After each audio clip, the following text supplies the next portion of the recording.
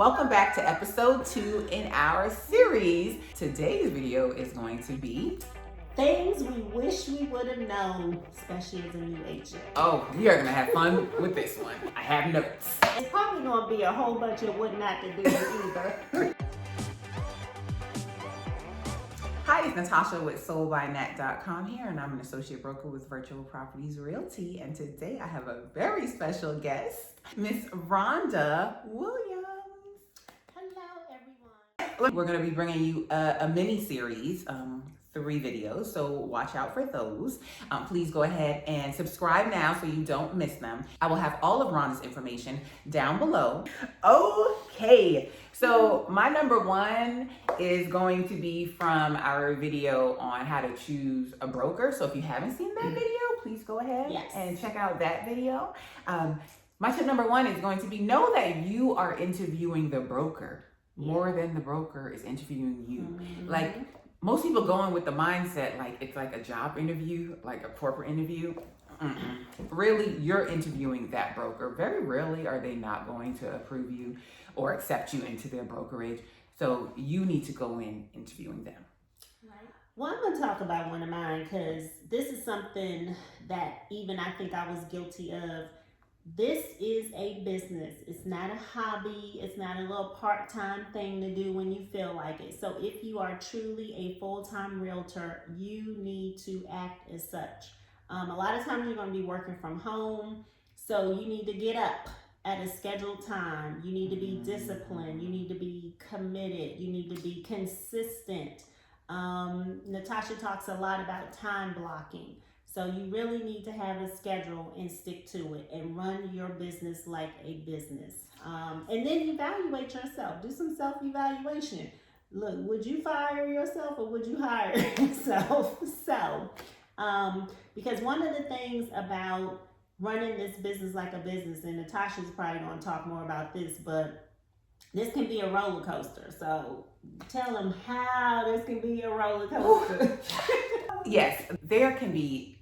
Not even there can be. You will find at some point in your real estate career, there is an emotional roller coaster and a financial roller coaster. So especially if I actually shoot both of them. It's like hand in hand. So let's touch on the financial first, because that is tied to you treating your business like a business. As much as you put in is as much as you're going to get out. So I remember when I first started, I'm like, I'm working from home now. I'm an entrepreneur. I'm free. And I get to, no, it's like I work more. We work more now than we did when we had a corporate job. More than 40 hours a week. Oh, most definitely. Because at a corporate job, you work 9 to 5. You were done at 5 and that was it. You come home, your job is pretty much done for the most part. We have more flexibility to create our schedule, but we work more. And we work all hours of the, all hours of the day. So yeah, just know that. Because most deadlines aren't until 11:59 p.m. Right. And if we show houses at 7, we need to be working on an offer that evening. So yes. Right. So where the financial roller coaster comes in is that, especially for new agents, when you get that new deal, that first client, and you're like, yes, and you're focusing so much on them, and then they close, and then you're like, what now? Where's the next money? Where's the next check? Yeah, like who am I supposed to work with now? And you don't have the next check coming in because you haven't been doing anything. Exactly. You were just focusing on that one client that you were working with. So now you have to start all the way from the bottom, all the way from the beginning, and now it's another 3 or 4 months before you get another paycheck. So that's what I was going to say. So now you're not going to have another check. If you keep working your business like that, you will not get paid forever. You probably get paid 3-4 times a year. That's every quarter. Right. You cannot survive getting paid every quarter. I'm just going to tell you that right now. Unless you're selling like multi-million-dollar houses. Yes, then you could survive. You don't have to work for the rest of the year, pretty much. And that's just not the norm. So unless you're a $1 million agent, yes, you need to be selling multiple homes. And they need to sell more because where they live. Yeah, the high cost of, The emotional side of it, wow. I did not realize how emotional this business is. It makes sense because buying a home, this is the biggest purchase that most people make. But man, the emotions. Okay, be real. It's just some crazy people out there. Look. She's being nice. We're not talking about the people who are just, this is your first home. It's emotional. I mean, this is your biggest purchase ever. No, it's some crazy people out there. That too. I mean, so you can talk about the normal people that just have emotions and they're tied and they just, I'm gonna talk about the normal people. The emotional side of it, they're making decisions, they're moving, their kids are stressed because they don't want to leave their friends, they're dealing with the lender asking them for documents, they're just going through it, they don't know how it's gonna work out, are we closing on time, they gotta set up movers. That's the normal. Yeah, even with the normal though, you may have, and this is why we're saying it's so, and these things are tied in, the emotional and the financial, because you could be working on a deal. I've had this happen to me. I've had a client buying new construction. I mean, we literally picked out the lot, walked the grass, the dirt, all of that stuff, and I watched that home being built from literally, like I said, dirt up until completion, and literally about a month before closing, they were laid off from their jobs. So they could not close. So to see, I mean, it's heartbreaking for everybody to see your house, your dream home being built, and then now you can't even qualify for a loan to buy it. So, I mean, I was counting on that check too. Because you worked. You have put in all that work, which ties into the financial, why you cannot focus on just one. Yeah. You have to keep feeding that pipeline. Yes. Because there could be so many things that can go wrong. There could be an illness in the family, a death.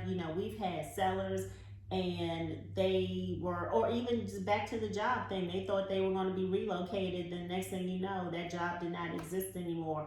Or, somebody takes ill and then they're like, well, this is too stressful on us to move. So there are all kinds of things, legitimate reasons that can truly happen in a transaction that have nothing to do with the bad inspection or a low appraisal. There are so many other factors that go in. And that's why I kind of get mad when people say they don't need real estate. They just think they can sell their house because they don't realize all the things that can go wrong will go wrong. Yeah, and that we're managing. Sometimes I think we make it look too easy. Yeah. Because we're managing so much on the back end that they don't know. And we are literally y'all, did y'all ever wonder where my dreads went? Real estate and stress, y'all, that's where my dreads went. Y'all can't really see my real gray hairs, but they are. I have to share this, Natasha. Okay. So I got a text message from a friend of mine referred me to another client, and I got a text message the other night, and it said, oh, thank you for our agent. We're selling and, buying and selling our home and closing on the same day. But something you just said, they have no clue all of the other things that I have been doing behind the scenes. There have been some things going on with the seller of the house that they're buying that I've been having to manage. And I have been really fighting for them and working hard for them to make sure that everything happens the way that it should for them, and, just the least stress. But they don't realize. No clue. All of the phone calls, text messages, emails that I've been sending because of some other issues that are going on with the seller. But I've been handling them and not bombarding it with them because I know I'm going to handle it. I know I'm going to take care of it. That's why you referred me, because I'm going to do my best. My hashtag is I work hard for you, and I do. Right. But like Natasha said, sometimes I think we make it seem too easy for them. Yeah. And they have no clue all the stuff that we're doing. Having said that, I know we jumping around a little bit. I tell you what this is. And this is why. Listen, another thing, which, oh gosh, I have two in one, and I hope I don't forget this. So one is you have to make sure in real estate you have a support system, and thankfully that just happened. And I feel like not all agents know that, because I've met agents in the office, and they're like, I just haven't been meeting anybody. I haven't known who to go to and talk to. Like, they're waiting on brokers to help them with every single little question. Brokers will tell you, come to me for everything, especially those companies where there's only one broker. And they say that, which is they say it to be nice. There's no way one broker can babysit, not even babysit. That sounds a little harsh. But they can't be available to every single agent that they have 24/7. And you have some brokers that are still working their business and they're not even they're still selling. Managing. So then they don't have time for you because while they out showing houses, they're not answering your calls. Yes. So you have, I call it my A team. This is my A team of agents who we are connected. You're going to see us in pictures. You see me in pictures. You see them. We're going to events together. We are running ideas off of each other. We like establish your A team. But on the other side of that, know who you are connecting with. I don't associate with Debbie Downers. Oh, yeah. How's this? Oh, it's awful. Nope. Skirt. Like, no. What are you doing today? Oh, I don't know. Complainer. No. Pessimist. Yeah. If we talk and it's like, well, I don't know what a CRM is. You've been licensed for 5 years and you don't know what a CRM is. Like, no, I don't. My tolerance level for things like that. Like, no. Like, everybody that you see me associated with, we are about the business. We are go-getters. We are motivated. Associate yourself with people like that. Now let's talk about the not so normal. Remember, in this business, it's about relationships, and we are dealing with the public. You know who told me that? Inez told me that. Shout out to Inez. She was my first broker at Coldwell Baker, and she told me, she was like, you're dealing with the public now. I had been a corporate W-2 employee all my life. So the first instance that I had encountered, oh my gosh, y'all, I did not know how I was going to handle. Like, and to this day, I really think something was off with the seller. But she was like, you are dealing with the public. Have you ever been in public and then you saw somebody, you was like, what is wrong with them? Those are the people that we are working with. Yes, those people need a realtor. You may not know them personally, but yes. They're buying houses so what too. What was up with this seller that you had? Oh my gosh. Oh, listen. And I probably already know. You probably are. Like, any given day, I never knew when I picked up the phone if she was going to be nice or she was going to be screaming. But the first time it happened, it was a showing.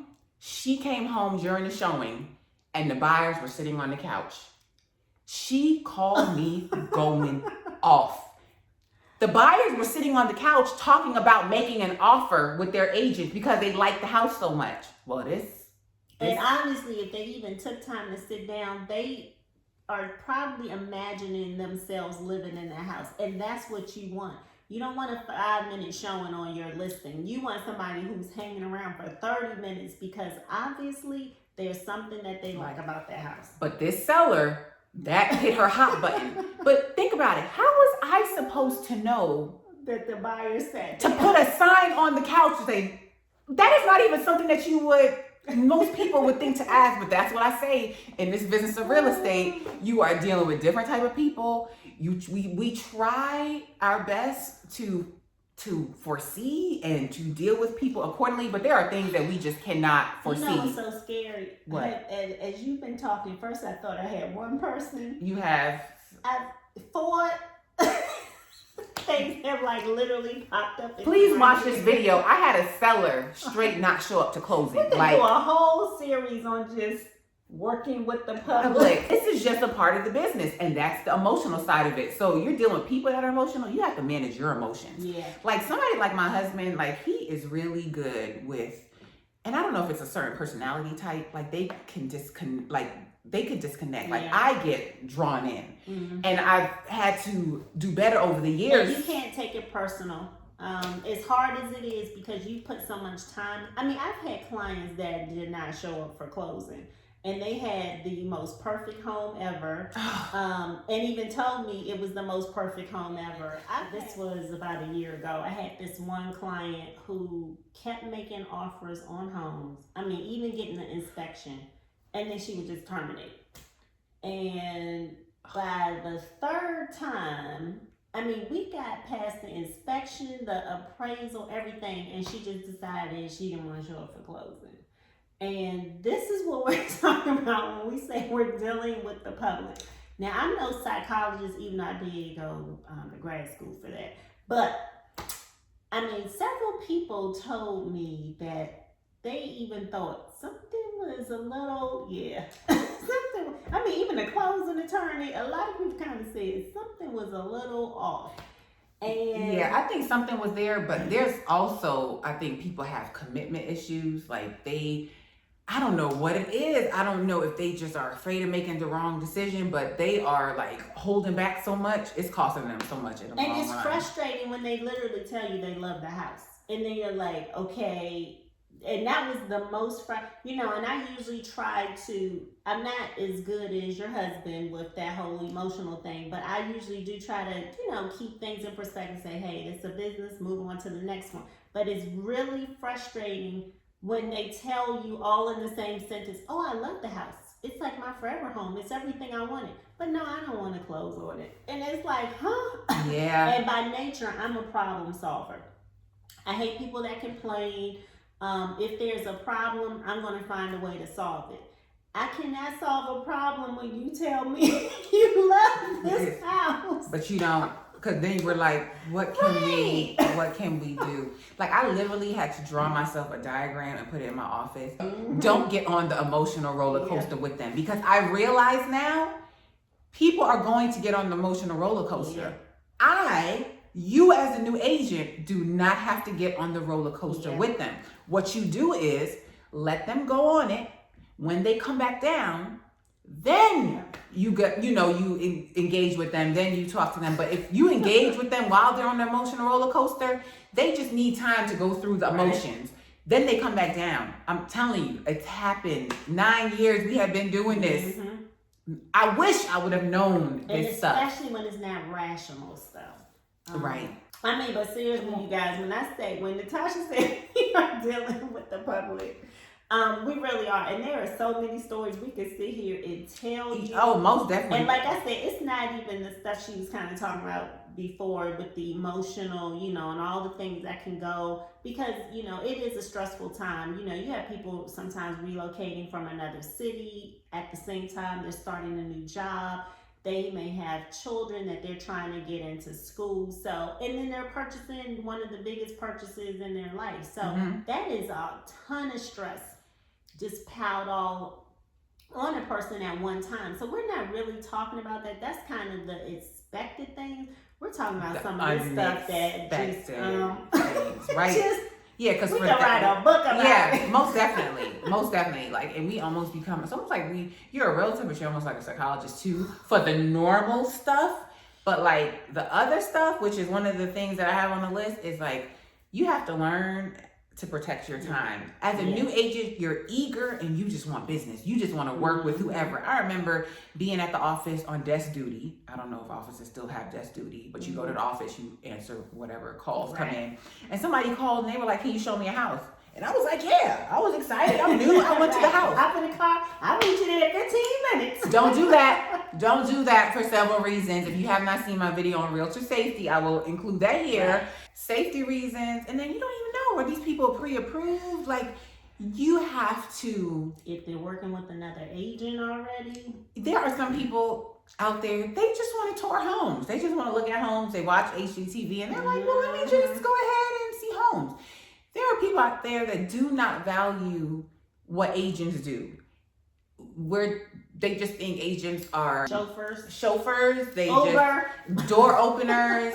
They just show houses all day. I wonder if some people, they just either don't care or they think that we're paid a salary, but they don't realize that the time that you basically waste of us showing you houses that you have no intention of buying, I could have been home with my family. Right. Or you could have been with a qualified, motivated buyer who really, truly needs to move and buy something. Exactly. So while I know you're eager as a new agent, you have to protect your time. And I want to say my first broker told me that as well. So again, if you haven't seen our broker video, you want to check out that video, and you want to make sure you're connected with a broker that's going to pour in and feed into you. And just touching back on the financial one, just making sure that you are saving.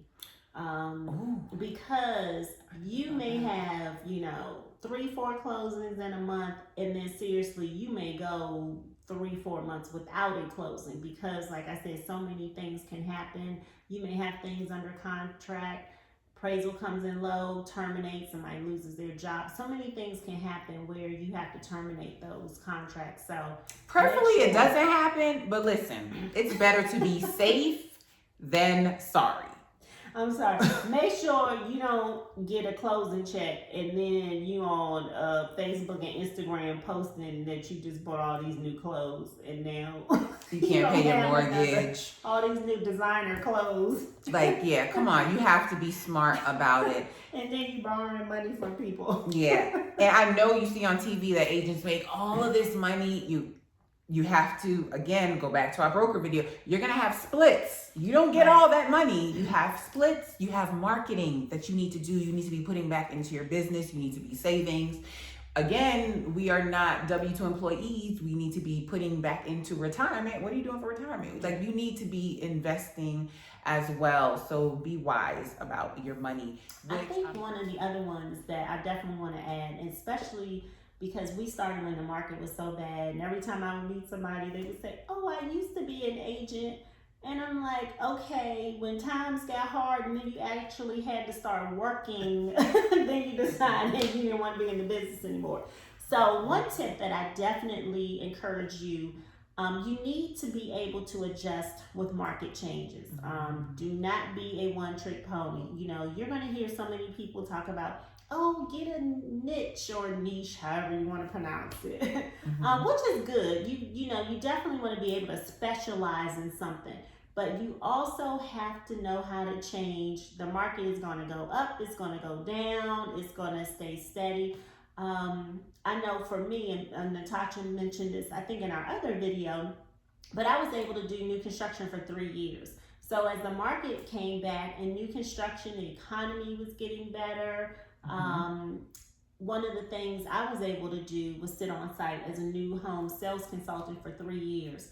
And then after I did that, then I went back into resale. So you have to be able to kind of adjust and change when things change. Right. No, that's a really good point because I figured when I got licensed, I was like, if I can make it now, right, I can make it when things get better. So, but I've heard stories about pre-market crash, how it was the blowing and going days of real estate, and we sold houses and didn't have to do anything. All somebody had to do was breathe, and they bought a house because they didn't have to work. Then we started 2011. That's what we are still here today. Right. Because my first 2 transactions, my first 2 homes, they were not even distressed properties. One lady owned her home outright. The other one, I think she only owed like $40,000. But because every other house in their subdivision was a foreclosure, a short sale, some type of distressed property, the values were so low. And you definitely have to adjust. Even now, we're kind of going through this, COVID-19 coronavirus thing, and people are uncertain about things. But, that's when now you have to look at the positive and say, hey, but interest rates are really, really low, and you will not be able to get this size home for this, monthly payment, even last year or next year, because you don't know what the interest rates are going to be. But right now, you can get a lot more house for your money. Exactly. And for me, I am working business as usual. Like, we had actually been busy. We were just talking about that. Like, so I'm just got off the phone with the client. I just got off the phone with the potential listing. Right. So guys, don't buy into all the speculation, gloom and doom. Take precautions, but like, we're still working. So call us, even though this is an agent video, but hey, whatever. Still call us if you have questions. Our information is below. If you're a new agent, you're thinking of getting licensed, you just got licensed, whatever it is, leave your comments down below and we will answer them, okay? If you have not done so already, please go ahead and give this video a thumbs up. Go ahead and subscribe. Check out Rhonda's channel. And thank you for joining my YouTube family. And yes, thank you for watching. Have a positive, peaceful, and productive day. Bye. Bye.